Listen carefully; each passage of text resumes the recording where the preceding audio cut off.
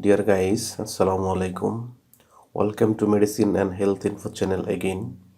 আশা করি আল্লাহর রহমতে আপনারা সবাই ভালো আছেন। বন্ধুগণ, আজকের ভিডিওতে এমন একটি মেডিসিন সম্পর্কে রিভিউ দিব যেটি শুষ্ক কাশি, জমাট বাঁধা কাশি এবং ঠান্ডাজনিত সমস্যা দূর করে। তবে ভিডিওটি শুরু করার আগে আপনাদের প্রতি রিকোয়েস্ট, আপনি যদি আমার চ্যানেলে নতুন হয়ে থাকেন তাহলে অবশ্যই চ্যানেলটি সাবস্ক্রাইব করে লাইক, কমেন্টস এবং শেয়ার করবেন।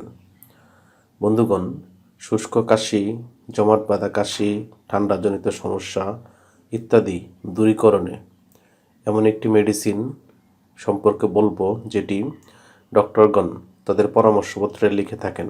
তার নাম হলো মিরা ট্যাবলেট বা সিরাপ।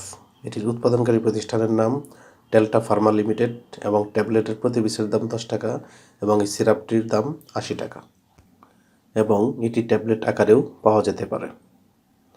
এটি খাওয়ার নিয়ম হচ্ছে শিশুদের ক্ষেত্রে ড্রপস এবং সিরাপ, যাদের বয়স 2 মাস থেকে 1 বছর তারা 0.5 মিলি করে 4 বার এবং যাদের বয়স 1 থেকে 3 বছর তার 0.75 মিলি করে দিনে 4 বার ড্রপ, এবং সিরাপের ক্ষেত্রে যাদের বয়স 3 থেকে 6 বছর তারা 5 মিলি করে 3 বার, যাদের বয়স 6 থেকে 12 বছর তারা 10 মিলি করে 3 বার এবং যাদের বয়স 12 বা তার ঊর্ধ্বে বা প্রাপ্তবয়স্ক তারা 15 মিলি করে দিনে 3 বার কিংবা ডাক্তারের পরামর্শ অনুযায়ী সেবন করতে পারবেন।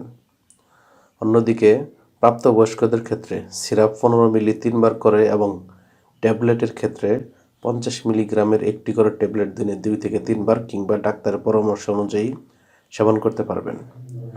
এটি সেবনের পর কিছু সাইড এফেক্টস বা পার্শ্ব প্রতিক্রিয়া দেখা দিতে পারে, যেমন ফুসকুড়ি, বমি বমি ভাব ইত্যাদি।